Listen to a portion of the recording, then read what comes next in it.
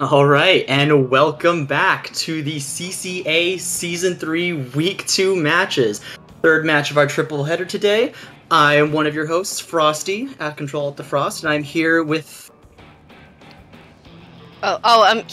He's here with me, Leanzi from Penn State University. I am here with Leanzi from Penn State University. Today we got ourselves a very thrilling Div 3 match for the Golden Barracudas versus Griffink. So, Leanzi, what do you know about these teams? Well, I know that, they're Div 3. I know that the Golden Barracudas are from Kutztown University, Pennsylvania, very close to, Penn State. I also found out that I believe 3 of the members on Golden Barracuda's roster made the All-Star team last season. That is 2 members of the Golden Barracudas were on All Division 7, so Lucky and C-. Well, the third one you were thinking of on Griffink being Space Seals. Yeah, and then there's also, speaking of Griffink, with Space Seals, that Griffink comes from William and Mary College, which is located in Virginia. And then, there's Space Seals, and then it's a... Which team was Space Seals on last season?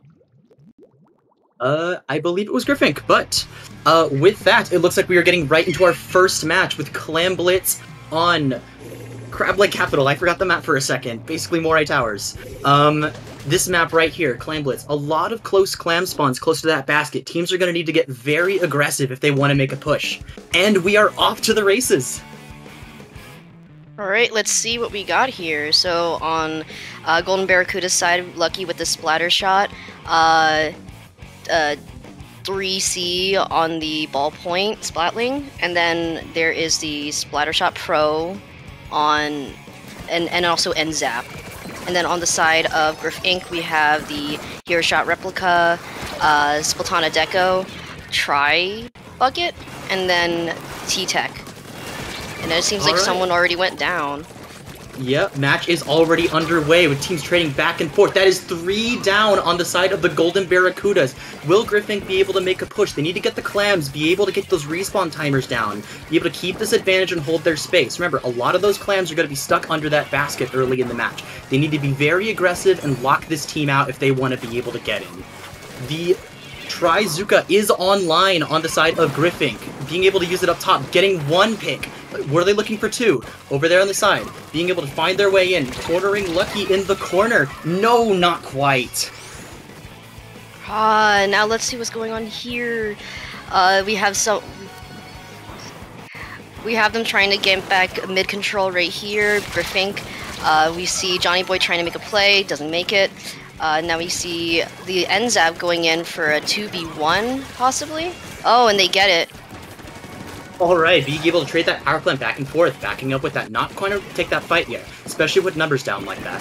We want to be able to try and get them off that grate just to be able to get forward into mid. Losing mid in this match is very risky, mostly because you need a special to get back in. There are very unfortunate spots to be locked out of on Crab Lake Capital. Numbers pretty even now, trading back and forth. Clam economy is slightly in the favor of the Golden Barracudas, but this could flip at any moment right now. Yeah, and then going back off of what you said about Crab Lake Capital, with the Clam Blitz mode, it's even more important to keep that mid-control just because of how this map is functioned. Similar to like how Moray Towers used to be back in Splatoon 1 and Splatoon 2, you definitely need that mid-control. And we just see they got a wipe on Golden Barracudas. Let's see if they can make a clam and score for with 2 minutes and 35 seconds remaining on the clock. Yep, playing very scrappy under that basket, trying to get it in. They managed to break the barrier with 2 and 2 on each team. Can they extend this push further? The ballpoint's coming right back to defend the push. The wiper's going down. Next is the Tri-Slosher. No, not quite. Turning it on the ballpoint. Trying to extend that push, but it's not quite going to pan out as the basket goes back down with 2 clams going in. Yeah, and we see here the bucket was trying to try to play life right there, while Golden Barracudas got their bearings back together in mid. They seem to be going back into neutral. Oh, and then there goes the ball carrier down. And then now let's see, there's the T-Tech, gets 2. Oh, jeez. Oh my gosh. Oh my gosh. Oh, they are going insane in the corner. Oh, and there's a jump there. And another one! Oh, McDonald Lover on that end zap is absolutely tearing it up right now as the Zuka comes out, clearing one under the basket. It is absolute chaos in mid right now as the clams are going around. 19 clams, they're forming the power, going for the basket. Do they land it? Yes! That is another basket broken. Trying to defend, getting one in, but no, C- goes down on the retreat as that push is done. Oh no, now look at Griffink losing all that mid-control. Now it's back into no, not Griffink, Golden Barracudas losing all that mid-control. It's now back into Golden Barracudas' side for mid. Let's see here. They got the drinks down, trying to just constantly keep that neutral zone. Let's see here, they got the ball carrier back on Golden Barracuda's side. It seems like they're just trying to keep that neutral. Ooh. Yeah, speaking of drinks, I might need one for how intense this match is getting. With 42 seconds to go, 20 clams inside of Golden Barracudas. They need to make this push now and be able to lock them out to get this match game and set right here.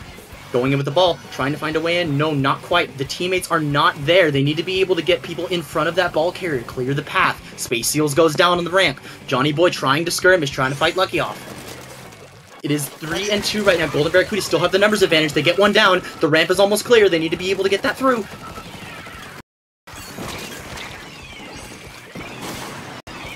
And, oh, not quite. The strikes are coming out, being able to block the ball off, trying to make their way up to the ramp still. They need to chuck that ball forward, be able to get the path forward. Oh no, just before the jet comes out, that is a wipe out in favor of Griffink as they have 3 members forward, pushing in for that basket, keeping their advantage. That is game right there. Game 1 going to Griffink. And that was a really close game right there, with only just one power clam going into both sides, with probably a couple, 1 or 2 clams going on either side. It was just, this entire game was just constant mid, neutral mid, back and forth, trying to find if you can get a pick here or there, see if you can try to get up that ramp, go onto the side even. But unfortunately, Golden Barracudas just wasn't able to make a big enough push in those last 10 seconds. Right. I do want to note, though, that combo attack from C- and Lucky in that corner managed to pick off 3-4 players, being able to get that line open to the basket, but unfortunately not able to secure the route when the other team members staying back, playing safe, knowing their range, being able to play safely even at the disadvantage, and fending off what could have been a huge push. Yeah, that was insane. Just having everyone go in and out of that little tiny pit area. With the NZAP taking 2 down, getting support back with, I believe it was the splatter shot, was it? I believe so. Yeah. Yes, but looks like we've got some people shuffling around in the room now trying to figure things out. The next map we're going to be playing on here is Splat Zone's Barnacle and Dime. This is another interesting choice where one wrong move could end with your team getting spawn camp without a way to get back in without those specials. Specials are going to be very important in this next match to get in and stay into this match. And especially going back to Barnacle and Dime, when you get pushed back in Barnacle and Dime, it's really hard to try to drop down because you can just see, like, right outside base, pit, the enemy team can just sit onto their platform and just spam ink all throughout that area, and you just can't do anything because it's a literal uphill battle, similar to possibly Mako Mart. But in this case, it's closer to base and it's easier to lock enemies out. Yes, I agree. And I've seen these teams. I know exactly how they're thinking. They're trying to think, okay, which way do we need to go? Which choke point do we need to keep track of? These teams are going back and forth, trying to find their way in and trying to basically just force their way through what they know is another solid defense. Both of these teams are showing that they can handle the pressure. They don't crack under it. They're able to fend them off. Golden Barracudas actually tearing it up last season in Division 7, going 4-0 in groups with 3rd place overall. Meanwhile, with Griffink, very consistent results, hanging in Div 3, showing they can contend with the best of them. I'm excited to see what these teams have to show us. I'm really excited because of that Clam Blitz game, with you know, 3 of the All-Star players on 2 on one team, 1 on the other team. Now with the game going on, let's see what they got. Alright, with the 52 gal and the heavy splatling. Meanwhile, the Tetra Dualies and custom Jet Squelcher coming out. Very interesting change from what we saw before, especially with Griffink being able to use that rain along with the Tetras to have a very aggressive presence in the zone that we hadn't seen before. In contrast with the Golden Barracudas having that heavy splatling and 52 gal for a lot of staying power, a lot of pushback when they're being pushed in. Right away, we already see 1 go down for the Golden Barracudas, 2 go down for the Golden Barracudas, as Griffink's able to take the zone with an early lead. Alright, let's see here. Oh, and then the end zap goes down on Griffink just from a sneaky suction bomb right there. Now Golden Barracudas is trying to get a neutral, try to flip the zone. There's only 1 person on Griffink's side. Now he's out of the zone. 2 people on their plat. Let's see if they can get at least a flip on this zone right here. Oh, and they do! Nice! Being able to avoid those Trizuka shots, the whales coming out, trying to cause some chaos on their side as Lucky goes in for a triple, and that is a wipe out in favor of the Golden Barracudas. They are making a statement right now, getting that cooler, saying, we are not moving. You are going to have to drag us out, kicking and screaming if you want this zone. Yeah, and let's see what Griffink can do when they're trying to when Golden Barracudas is trying to lock them out right here. It seems like they are very locked out right now. Zuka comes out trying to pick off Lucky, but Lucky says, no, I was on that all team before a reason. Oh, and he doesn't... Oh, no, and he goes down! Pressure, down in the corner as the Tetra Dualies Titanium flanking around, trying to corner the remaining members of the Golden Barracudas as they're desperately trying to get out. Not being able to quite get away from that as the zone flips back around and the Reef Slider is online. Using it right now. That is definitely not something you want to see spawning in. Yeah, definitely. I've had 1 moment on this map happen. Oh man, it is so scary when you see a Reef Slider just come up in front of you and you know you can't do anything about it. And you just have to pray and hope that you live from it. Oh, let's see here, so Golden Barracudas is trying to get that neutral and try to flip that zone right here, but he can't quite seem to get it. The Killer Whale and the Wavebreaker come out. Oh, and they neutralize it? And they don't get it. This is very tense fighting for zone. 3 down, 3 up on the side of Griffink, but still fighting for that control. Barely managed to keep, no, the zone flips as more members are getting picked out 1 by 1. They are staggering right now, trying to fight for this zone, not being able to get the picks that they need, instead stalling with the Vac and the Rainstorm. As their 2 members jump back in, still trying to fight for that mid-zone. They are not ready to give this up yet. They know exactly how strong the Golden Barracudas can be once they get rolling, and they do not want them to start again. Yeah, and now the Golden Barracudas are just trying to get them off that plat. This plat is very, very important when you're trying to lock people out. They have not fully locked them out, they just have locked them out of the zone. Oh my gosh, and there's that Zuka. Oh, Zuka comes out, manages to get 2 down. They are struggling to fight back in. The specials are coming out, trying to fight, desperately get a pick. Oh, and he gets there goes one. Come on. Come on, get that neutral. Come on, get the zone. Oh, the zone flipped. The zone flipped! Griffink is still in this match as they are fighting through this Wavebreaker and all of the explosions going off in mid.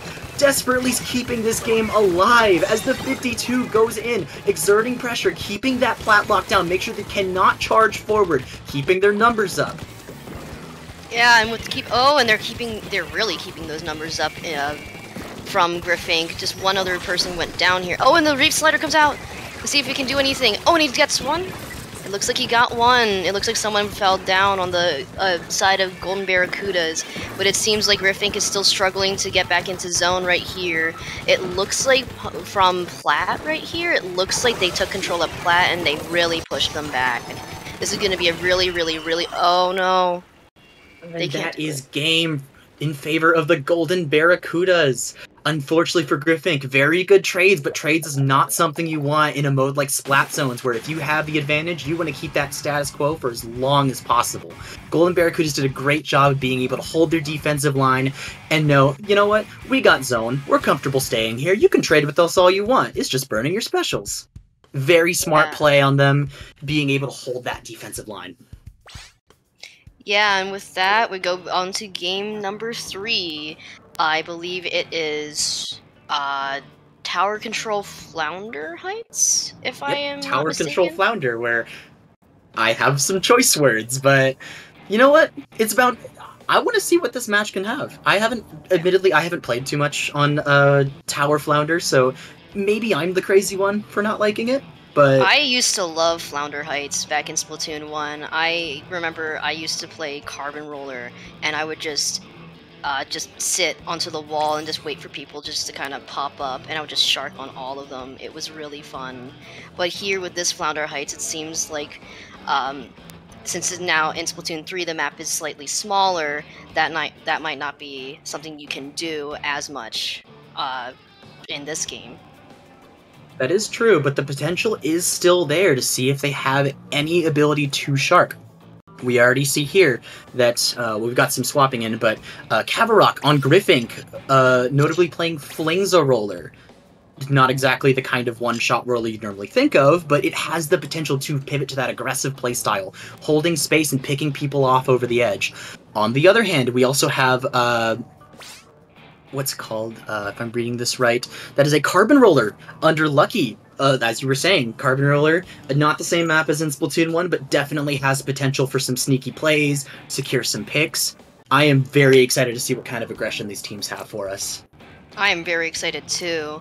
And on top of that, when just mentioning Carbon Roller, it also got Zuka back within Splatoon 3, and we've just seen from just these past 2 matches, both of these teams really love their Zukas.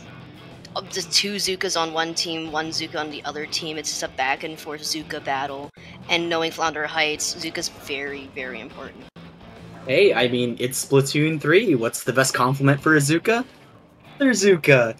Works out great. Yeah. But in any case, yes, a lot of these Zukas are being very aggressive, going for these picks on especially people in the back that normally you wouldn't expect to go down, painting behind the people that are up front, cutting off their escape. It's where we're seeing a lot of these wipes come from, just from these unexpected picks coming out, blasting the people in the back, and then there's nowhere to run after that. It's very difficult to anticipate that, at least without keeping a lot of attention on what these special gauges are on and where the other team is. There's going to be a lot of communication needed to make this match work. Anyways, we are going straight into it with tower control, and is that a Hydra? Ooh, a Hydra pick. I do not see that often whenever I play Flounder Heights. But then also we see on a Luna side they have a Splat Roller? So no Carbon Roller comes out. That's interesting. But it seems like they still have their Zukas, and they still want to keep that pressure up. They still want that Zuka battle. So let's see what's gonna happen. I am loving this Hydra pick from XV. Being able to have that consistent DPS, a lot of threatening damage from very far away. Those fall-off shots, you can't run a thing like an E-liter with all these little bumps in your way, but with a Hydra, that fall-off damage can be deadly. Being able to paint behind people or just straight up splat them. Already we're seeing that offensive pressure being put on the bottom left there as they're fighting for the tower, trying to get mid-control, providing a lot of jumps for their team. A lot of good value coming from this pick.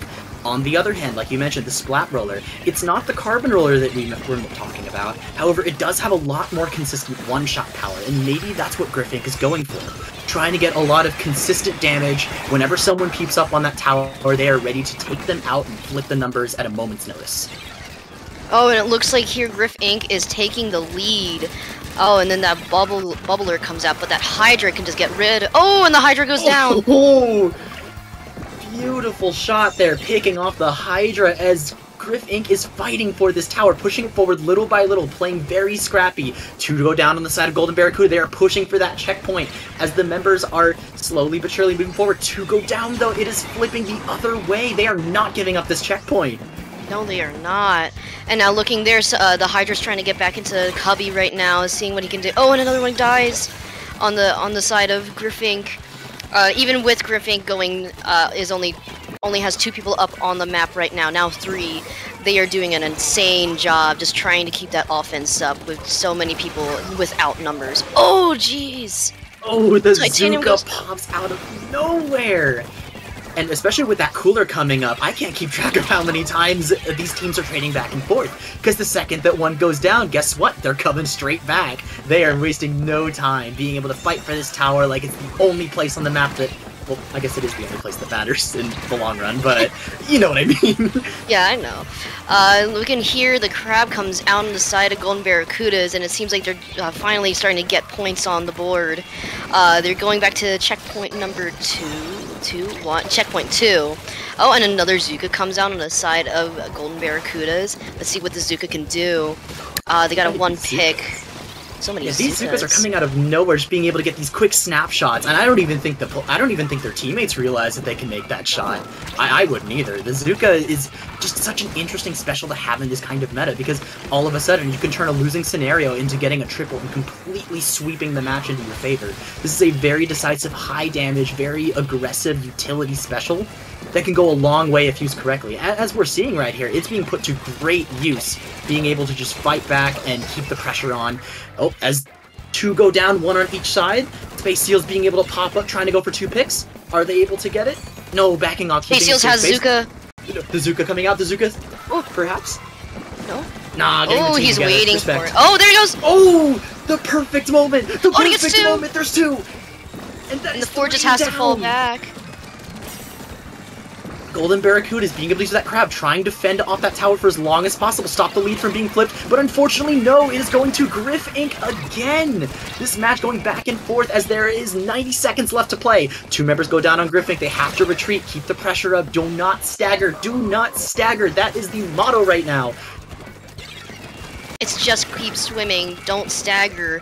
Now we see here on Golden Barracudas, they're just trying to get some zone back into their favor.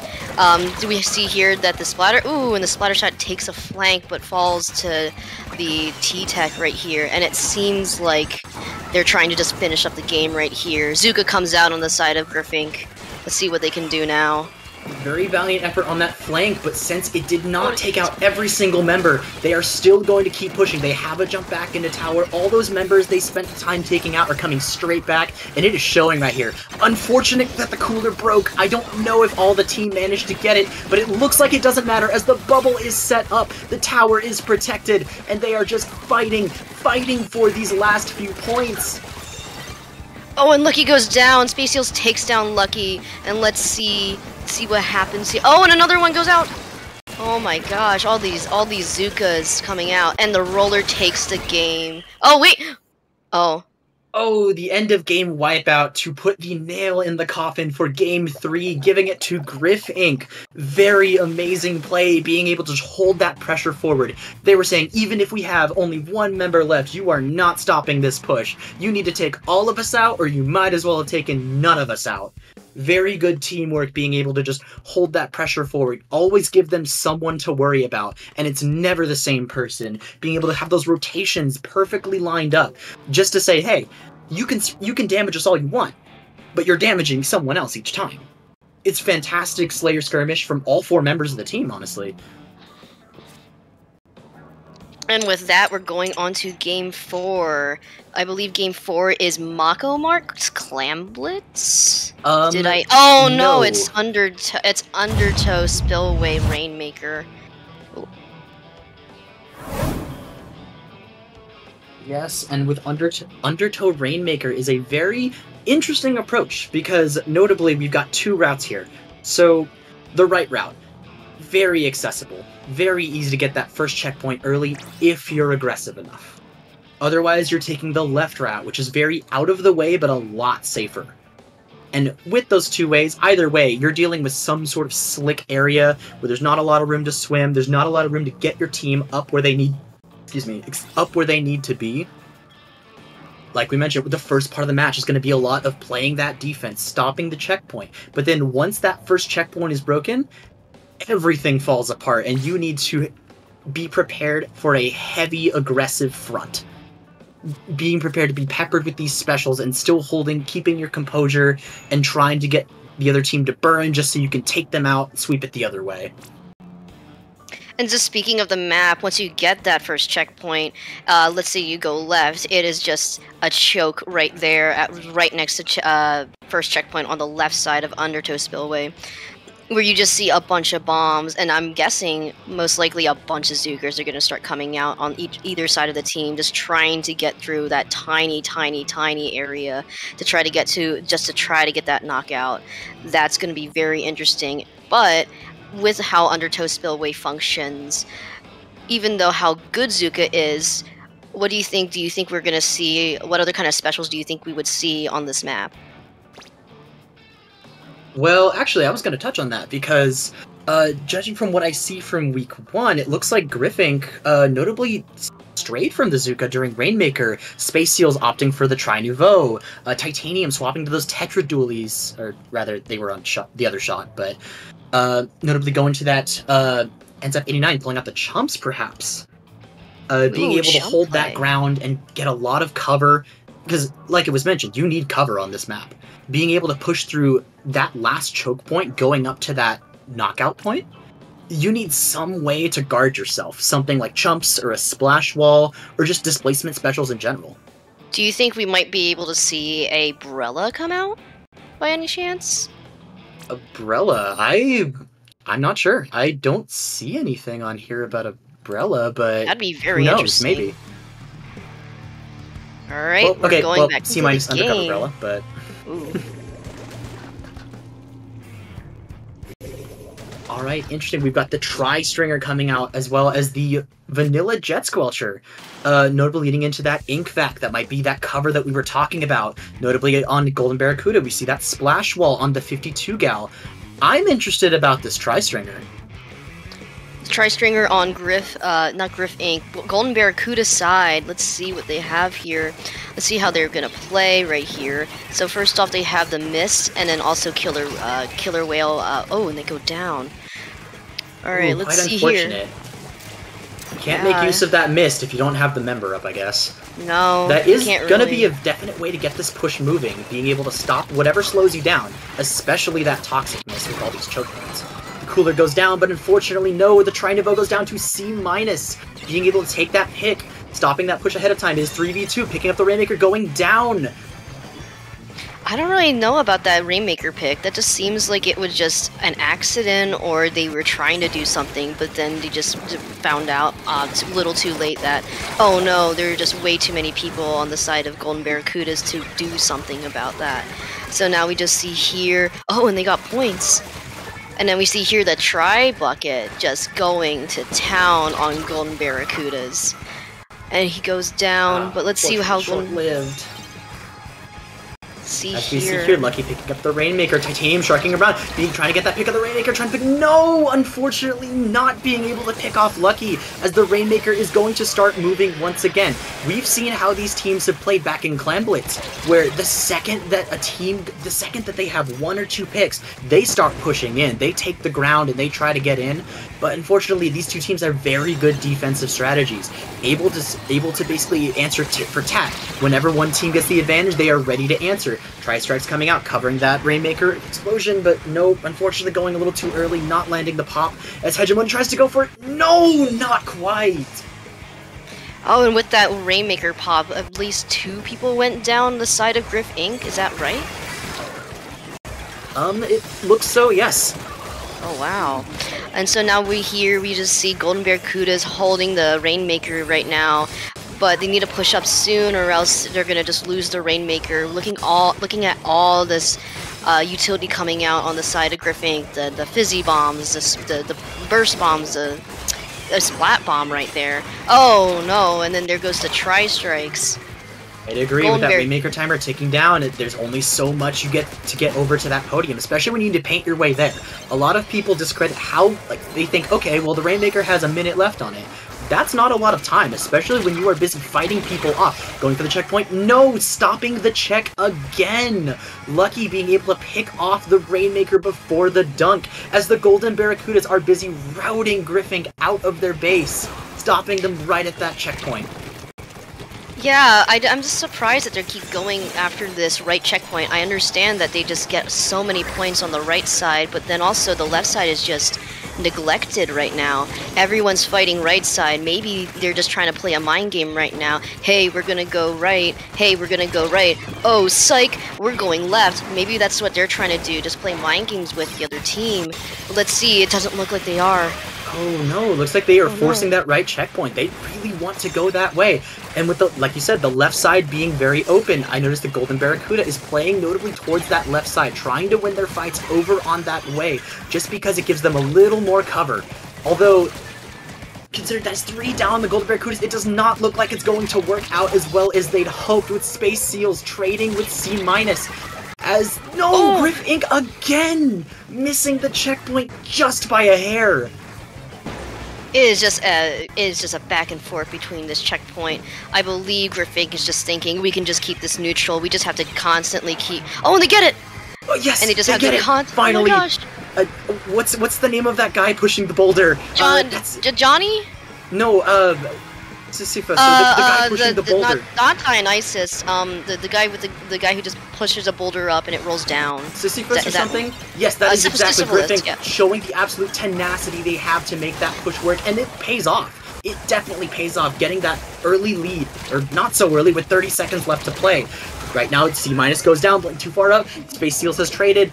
However, there is coolers getting these players back into the fray. As the Tri-Strikes come out, Rainmaker trying to get away, going for that left podium. No, getting caught out as Lucky trying to clean up and trade, but it is not working out. Oh, they're gonna wipe out on the side of the Golden Barracudas with Griffink in control of the Rainmaker.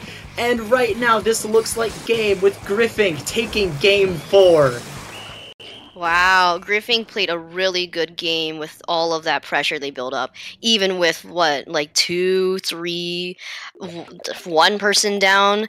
It seems like their Griffink just constantly was in a 3v4, 4v2, 3v2, all of that. And then just Golden Barracudas just were not able to tell them, get off of our checkpoint, you're not welcome here. And Griffink was just able just to go, we want that. And they took it. The determination to go after that checkpoint after 3 failed pushes for it and finally finding their opening. It is always just so amazing to see it finally work out. It's just so satisfying. I think that needs to be like, like a satisfying, the satisfying compilations or like, like the people combing like the sand and everything. Just put that clip in there. Yeah. With all like the text-to-speech stories going on in the background, just talking about random stuff, and you're just watching someone cut soap. So satisfying. Hey, I mean, make it happen. That is the most satisfying play I've seen in a long time. But as with all satisfying things, Clamblitz Mako Mart rears its head. A very short map when it comes to distance to travel to that basket. Yeah, and then just with Mako Mart in general, it is very, very, very vital to control those the left and right stacks on this map, just because of how small it is. A lot of range. If you have something like a Hydra or an E-leader on those stacks, they can reach basically up to just like the opponent's platform, the elevated platform. It is just a lot of this depends on stack control. And then also mid control. But if you had to choose between mid and stack, you gotta choose stack. 100% of the time. True. Although, we have seen a lot of use of just being able to fight these battles in mid with the specials. We noted before about the Trizuka coming out to get picks that no one saw coming. Especially with Mako Mart. There's a surprising amount of cover on that ground. And as long as you're able to keep that area painted, you have free roam to go wherever you please, use whatever cover you need. And especially with the Zukas, get the picks wherever they may be. I'm interested to see how, rather, a lot of these aggressive specials that we're seeing, about how they're going to play out in terms of a map where there's a lot of room to move left and right. Yeah, definitely. A lot of just going left and right, just a constant bombardment of flanks is something you have to be really aware of Mako Mart, especially if you have a very fast weapon like an Ink Brush or an Octo Brush. I don't believe we're going to see those types of weapons here. However, since Lucky does play Carbon Roller, we might be able to see a Carbon Roller, potentially. Perhaps. Although I wouldn't blame them. It's been working so far with being able to go with that T-Tech or the Custom Junior, being able to get a lot of paint down for their team. But Only this match we'll see as we go into game number 5. I can't count. 5. Yes. All right, looking at the comps right here. Very familiar sights. Notably, the comeback of the ballpoint this time. This one not having the respawn punisher, but instead opting for the special saver, relying on those inkjets to get the team in, get the eyes off the ground, because rather, Mako Mart has tons of it compared to a lot of maps in this game. There's a lot of ground on Mako Mart. And then here we just see that we see here on the T-Tech side, they just got a pick and they're trying to push in from the right side of Golden Barracuda's site. Let's see here. Ooh. And then we see here that the NZAP got out of a very sticky situation. However, Griffink now just has tons of control in mid. They have control of that left stack. They have control of that right stack too. And and they broke the basket. He has a very strong push. Griffink, once again, showing their tenacity. Once they start and commit to a push, they are not going to give up until they see it done. Even in the face of 3-4 members of Golden Barracuda trying to fend them off, throwing whatever they can to keep them out, they say, no, we will keep on pushing this boulder until the job is done. As you can see right here, still trying to skirmish, keeping that pressure up, not letting them breathe under that basket. No, and they're not. And with the missiles coming out here, they are definitely not letting them breathe. All Golden Barracudas is saying right now is please, please, please. We just need to please give us some ground to work with. And Griffink just says no. I don't know about begging that, because it looks like they're being able to trade when they need to, being able to get those crucial picks. Unfortunately, not when they're able to defend from being scored upon, but they are getting the picks where they matter. As you can see right here, C- Crossfire and getting 2. Right there's Titanium on the left side, being able to sneak in for a few extra points. The ballpoint trying to fend them off, being able to zone them out. No! Being able to turn it on them. That is 2! That is 2 right there! Keeping that basket, being pressured upon. They are trying to get this T-Tech out of their base, but unfortunately, no! The strikes are now online. Can they be able to hold the spot as 3 members are collapsing? Titanium! Going absolutely insane! Being able to keep being that thorn in their side, saying, if you want me out of there, you need to send everyone you've got. I am not moving. Oh, and there comes the ink strikes there, just trying to keep them, just to keep them saying, hey, I'm here, you gotta get rid of me, I'm still gonna be here, and he takes another one out. It looks like here it might, ooh, and he went down. Ooh, very unfortunate spot for the Golden Barracudas right now, trying so hard just to push them out of the base. They have not left this side of the map for a solid, what, like a minute now? Maybe 90 seconds? Maybe a minute? 90 seconds? Possibly. Something like that. Griffink is showing a lot of just offensive pressure, being able to get in their heads, trying to stop them from being able to push them out. Even with the numbers advantage, they're still putting a lot of bombs out there, putting a lot of paint down, threatening, saying, we dare you to come forward. We want you to come straight into our range. Golden Barracuda doing a great job of being able to kind of collect themselves. Even though they're down right now, they are certainly not out. No, and they are not. And with all of that cover that they just were able to grab, 3 people go down inside of Griffink, and now with all of Golden Barracudas up now, they're just trying to hold us good neutral, trying to keep. And Johnny Bowie goes down. They're just trying to keep them. Okay. Okay. Swooping by to get 2 quick picks. Unfortunately, the basket, they did miss that power climb. Lucky trying to go up to salvage it. They grabbed it. Able to open it up, as that's 1. No. 2 power clams in the basket. They are 2 they need just clams a couple away. clams? McDonald Lover's still there. They're still there. They need to find the clams. He doesn't have to be able to clams. get this in the basket. No! Oh, and he dies. Unfortunately, Space Seals is the one to shut them down and get their basket right back up to start that defense once again. Space Seals is definitely showing us why they were part of the All-Star team last season too, along with Lucky and along with C-. And right here we just see all the ink strikes coming out. But right now, just with this overhead view, Golden Barracudas has a lot of control in mid. Maybe not that one stack. Oh no, and they get the stack control. Let's see what happens here. Especially with that inkjet, you want that stack control to be able to get your teammates up onto it. Use the inkjet to draw their attention elsewhere. Be able to control that. Golden Barracuda is still up by 1 member, but are trying to pass that clam around, trying to get it in the basket. Don't want to get desperate in times like this, especially when the match is so close. Keep control of your clams, be able to just get the pick you need. One member goes down, still trying to hang in there. No, the Zuka comes out from Space Seals, getting 2, pushing them right back as that countdown is starting to go. With 7 seconds left to play, Space Seals getting another pick. Be able to stop them. Oh, shut down by the suction bomb as the power clam is moving forward, keeping behind the middle area. Trying to fight in. Come on, McDonald Lover. Being able to skirmish with that end zap, trying to get the fight, bring the fight to them. The power clam goes in, basket is open. They have 2 members left. It is 2-on-2 right now. Are they able to get the clams and put them in? And the basket is barely being hung open by that end zap. No, getting shut down. They still need their way in. Trying to go for a Hail Mary on that basket. That is a wipe out. Just 1 point. 1 clam is all they needed. Oh, that's gotta sting. Ouch. Oh. That was an intense Mako Clams game. Oh my Yikes, that was intense. Golden Barracudas firing back, making a statement right there, showing they are not ready to give up, but falling just ever so slightly short of that last point they needed to take this match.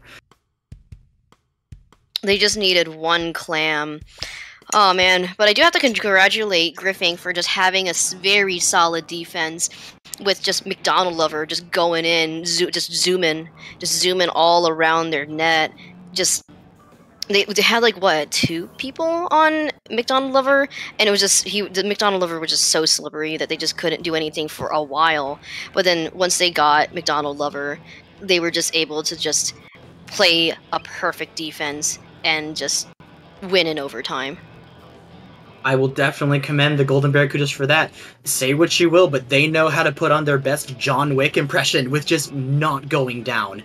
They are drawing so much aggro and being able to set up so fast, being able to capitalize off of that. And Griffink, definitely, being able to keep that offensive pressure for so long, not giving the other team room to move. As we're seeing here, that is 4-1 in the favor of Griffink, and I believe we are doing the age-old CCA tradition of the play all 7. Potentially? Let's see. Let's see. Can we get a confirmation on that? Perhaps? Well, I assume since people are shuffling in the lobby that, looks like we have the, play all 7, right? I definitely want to see if, Golden Barracudas can, even though they unfortunately lost this set, can make a very solid, explosive ending to this set. Yes, and we do have the confirmation on the play all 7. I want to see what the Golden Barracudas can show us next too. Yeah. Because score be damned. That 4-1, that may as well be a 4-3 in my book. That was a very close set. Each one of these matches has come down to the wire, being able to trade back and forth. And I want to see what these teams can cook with. You know, maybe sometimes a lot of these teams have like, well, when the sets matter, you know, they get a little bit, you know, uptight and antsy with things. With a lot more of the sort of pressure taken off, I want to see what these teams can do in this set. So, yeah, and even with all that pressure still on, you could just see that they were just playing at their peak, at their best. Just, you know, on the side of Golden Barracudas, you saw Lucky, 3C, McDonald Lover just going at it. And now since the pressure's off, I want to see if those members can even pop off maybe even more. And then on the side of Griffink, Space Seals just living through the impossible, Titanium just going for flanks. I want to see people to get creative. I want to see maybe even different types of weapons come out.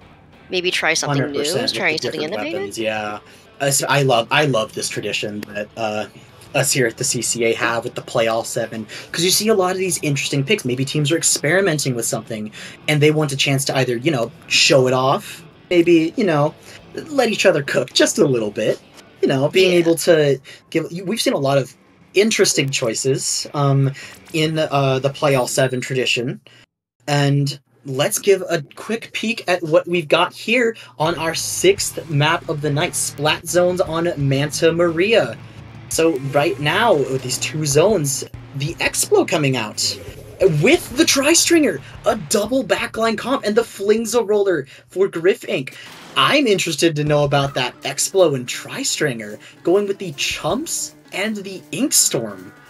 Very interesting combination, able to paint a lot of ground and hold it too, allowing Lucky and McDonald Lover, two members of Golden Barracuda that have shown that they can take a fight with the best of them and keep them in there as long as possible with as much support as possible. However, on Griffink, that Flingza Roller being able to provide the missiles, as well as that Inkjet coming out. Oh, the flank! A little more offensive pressure, and oh!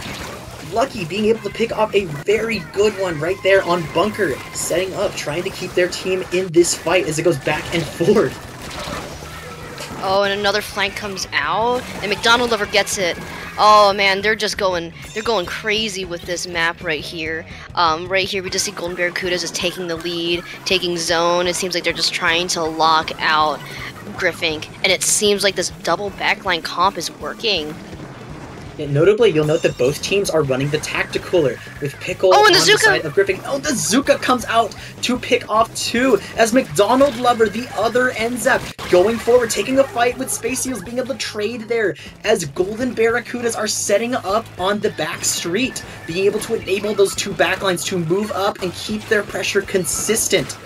Exactly what they were hoping for, keeping these two slow, heavy, kind of from-the-back weapons, being able to exert their pressure exactly where they want to be, and that's right up in the enemy faces, making sure they have nowhere to move.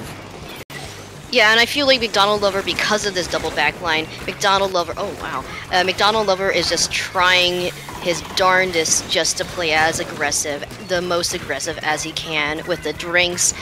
As you can see, you can just see him just, once he gets drinks, he just goes in. He doesn't care if he lives, he doesn't care if he dies, he just wants to take fights. Exactly, when your team comp enables something like that, it is a powerful tool. But as we speak, speaking of powerful, Titanium comes in, picks off Lucky, trying to take off its Tri-Stringer. That is a trade right there, but the zone does flip to the Golden Barracudas. They need to flip this back, being able to start getting points on the board. Note, they are very high in scoreboard, so no penalty to worry about. They have all the room in the world to keep going down if they can hold this pressure. But no, with Golden Barracudas, they are still up one member as Space Seals goes down to the suction bomb. The Zuka coming out.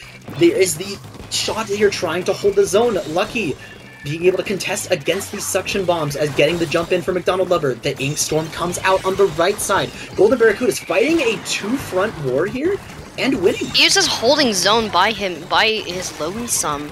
Just throwing bombs, shooting at people, getting a pick before going down, and there's only the zap left. Yes, as the Golden Barracudas are showing why this set is so close, keeping that pressure forward. The double backline working surprisingly well here with the combination of that cooler, with their frontliners being able to just go in and do whatever they wanted in the enemy street and jumping right back to their teammates.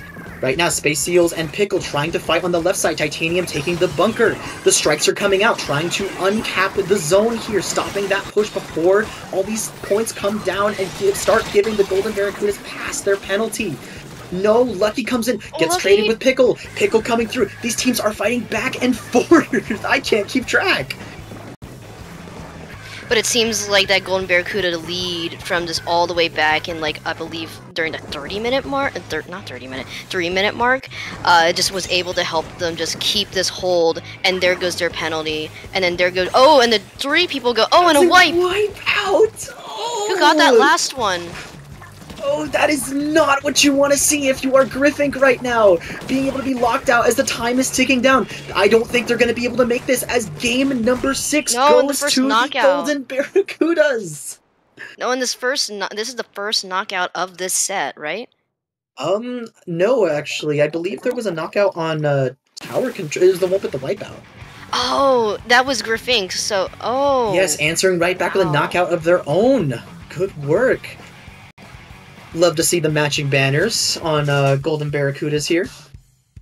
Yeah, and just with that game in general, I could just say that the front line was just carrying, not carrying the back line, but they were helping them carry them forward to try to get into the perfect position to try to get picks once the front line was not able to finish off the enemy, the back line was just right there to get the picks and all of that. And then just McDonald over just popping off, going in and out of the enemy's streets, going back on the zone, and even Lucky just 1v4ing the enemy team, just holding down that one zone. That was very intense.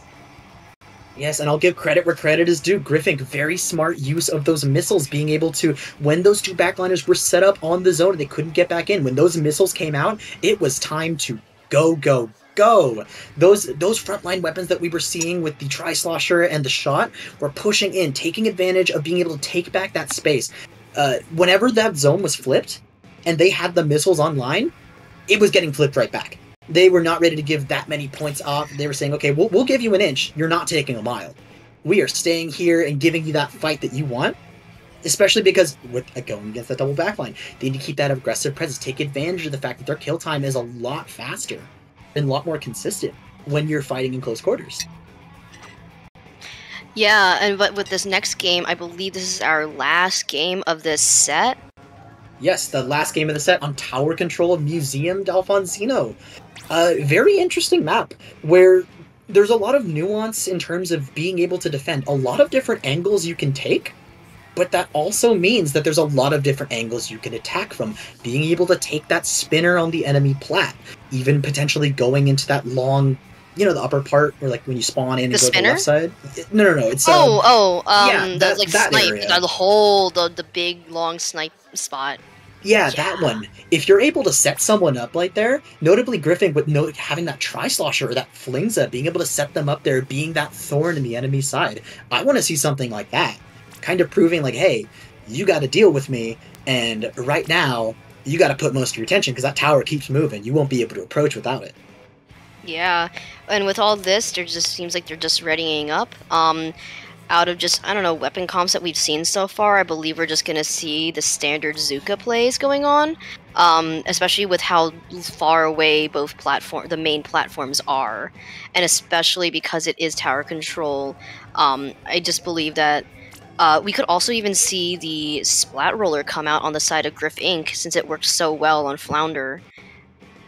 Yes, being able to have that bubble on the tower to keep that push going. It did work very well keeping that offensive presence, but only time will tell. I mean, Game 7, pressure's off. They're allowed to experiment. Maybe we'll see something else. Maybe. And it seems like they are just doing their, like, just thinking about what kind of comp they would want. What kind of experimental comps are we going to see within this game? We have less than 30 seconds right now. With only two members on each team just raring to go. And 3 members now on the side of Griffink. All right, and going into this match, it's going to be interesting to see, especially with tower control right here. We notice that Griffink has a lot more of a consistent pressure as their gameplay. That's their modus operandi, being able to just, when they hold forward, they aren't holding completely forward, but they're holding forward, and it's very hard to get them to stop once they get going. However, Golden Barracuda being able to flip at a moment's notice. The Hydra and a Range Blaster coming out, and Griffink answering with their own Range Blaster. Oh, I love seeing all these blasters. And with that, the game is afoot. Let's see here, all members on the side of Golden Barracudas is rushing down to where mid is, looking to see if there's going to be and one person goes down in the first 30 seconds. With that range blaster just trying to take space, is trying to get the other range blaster to just back off. And with the tower, tower under their control, they get checkpoint 1, or they are on checkpoint 1. Notably, you'll see right here, both teams having that N-Zap and a Shot. Those being the two main painters on both of these comps. They need to be able to secure those picks just to secure map control. When you let one of those weapons run wild, especially in a map like Museum, where there are a lot of areas, you're typically only active on maybe one side of the map at a time, it's very difficult to kind of keep track of them when you've got so much going on. With all these beacons coming up, the Golden Barracuda has to deal with, or with Griffink making sure they're out of this Hydra sightline. Space Seal's firing off that Zuka, trying to get that Hydra to back off and get their team some way back in. Trying to fight for that tower, not quite getting the mid control, but pushing it anyways. Very bold move, maybe trying to bait them in, perhaps? Possibly. Let's see if that bait works out. Let's see here. We got the little scan on one enemy there on the side of Griffink. We see here. Ooh, and I believe that was Lucky. Lucky goes down. Yes, Titanium being able to use that tactical on the blaster to get as many accurate shots as possible. Very powerful synergies we're seeing here with a lot of these specials. Notably, well, Booyah Bomb and Trizuka just kind of play hand in hand fighting over this tower. Whenever the tower is taken, you can definitely expect if one of those specials are online, it is getting people off, as we're seeing right here. Johnny Boy forced to retreat on the Splatana Deco. All the missiles are almost up. Are they able to displace the team to try to get their team onto the enemy plat? Notably, Tower Control is a very difficult map to get your team in just because of that box being able to just peek up on there. A lot of opportunity to get picked off early, as we're seeing right there, not able to secure the plat and get the Hydra out of position. And it seems here that both teams are just struggling to take checkpoint 2 with just 1 point difference on both teams. Sorry. So what would you think, in order to get this one checkpoint, what do you think these teams would have to do? Definitely take out the blaster. The blaster is probably the biggest obstacle to getting these checkpoints, because one shot will definitely take out one person, might take out the others after a second one. So you can't crowd around the tower. You have to split up, find new angles, and make sure you're keeping those painting weapons up front to be able to deal with them. Especially, notably on side Golden Barracuda, that Hydra. That's also another thing, making sure that they don't have a sight line to pick off whoever you're trying to protect. There's a lot of game of just knowing who is going to ride the tower and who is protecting. These teams are doing a very good job of kind of micromanaging that on the fly and trying to plan out their game plan accordingly. Yeah, and then with you just saying, just getting rid of that blaster, they just got rid of it, and now boom, Golden Barracudas got past checkpoint 1. While Griffink is just trying right now to take back mid control and get take over checkpoint 1 and then try to get over to checkpoint 2 now. And it seems like with that late wipe, it seems like that's what Griffink is just doing now. Okay, missiles coming out from the Splatana Deco, trying to skirmish over there, taking out the Zuka before the shot comes off. That is a wipeout in favor of Griffink as they're getting points quickly. Golden Barracuda needs to answer fast. Once the tower clears this checkpoint, the game can steamroll very fast. Easy access to that Bats area, like we were talking about earlier, is very, very accessible. Being able to stop that Hydra's most powerful vantage point as the Hydra goes down to the range blaster.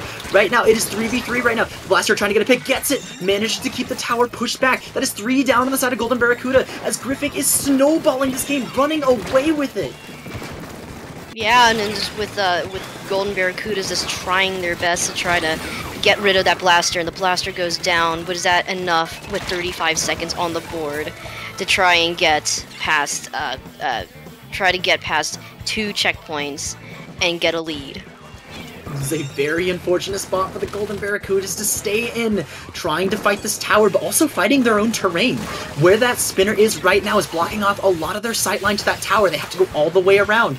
Already the Booyah Bomb having trouble being able to get it right behind the tower where they'd want it to be. Hydra fending off that choke point right there, trying to push them back, managing to do so, getting themselves some breathing room. But right now, it could be too little too late, as right now, that is a double on the side, being able to take the game in favor of Griffink. And with that, that concludes our, that concludes our set, sorry. Yeah, sure. Oh my god. I understand. That was a very accelerating set. Both of these teams showing how fast they can pivot straight from offense to defense. When they have the lead, they keep the lead. They know exactly what their win cons are and are honestly doing a great job kind of playing off of each other. It's like watching a performance almost, the way that they kind of like traded blows like that. Yeah. Yeah. Kudos to both of these teams. Wow. Showing what Div 3 has to offer, too. But yeah, what do you think about this set? Honestly, I am very hopeful for both of these teams. If they play exactly like they've played today, fixing some of the minor hiccups along the way, both of these teams can go really far in this division. Especially, noting that, like we've mentioned a couple times, they've got these players that have had a lot of experience in the CCA, managing to make the all-div teams, but by no stroke of the imagination, these other players are definitely like keeping up with it and going punch for punch with these all-div players, showing that, hey, we're not just a team with all-div players. We're like a all-div level team with players that were on there. Definitely excited to see where these teams are taking their future endeavors. Yeah, and just watching this, both of these teams just go at it. I would not be surprised if we see this, either both of these teams in like Div 2 next season, if they decide to continue on in their competitive Splatoon endeavors. Um, but I very much hope to see these two teams in the elimination round, whenever that is, and just seeing if we can get a part 2 of this rivalry going on right here. While I can't speak for that immediate future, Griffink is now 2-0, tied with Death Roll at the top of their group, contending for that playoff spot, which is approaching. It is on the horizon. Not super close, but definitely this was another huge step in getting there. And with that, that is going to be our last set of the night. And honestly, I'm happy because that was like my first time on mic, and at first I was like, this is so scary, but that was really fun. Yeah, and it was also mine too. So it was very, very interesting on like what was gonna go down between two new casters with two teams that have uh, at least a season of comp experience within CCA.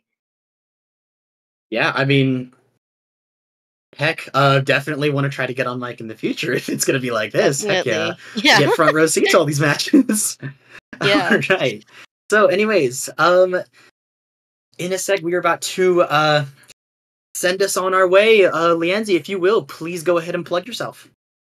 Oh, well, with that, if that's the case, then you can just find me most likely just somewhere on Krakenmere stream, Krakenmere77 on YouTube, Krakenmere77 on Twitch. But if you just want to try to find me outside of just Krakenmere streams every now and then, my Twitter handle is minminpoke8. Yes, that is my Twitter handle. Doesn't show anything with like my name that I get called in CCA, but that is it. All right. And what about you? All right. For me, this has been Frosty. You can find me on Twitter and Discord at Control-Alt-Defrost, sort of like the keyboard shortcut, except I, butchered the ending. But yeah. With that, I think that will do it for our week 2 matches. Thank you so much for watching. Ladies, gentlemen, and everyone in between, good night.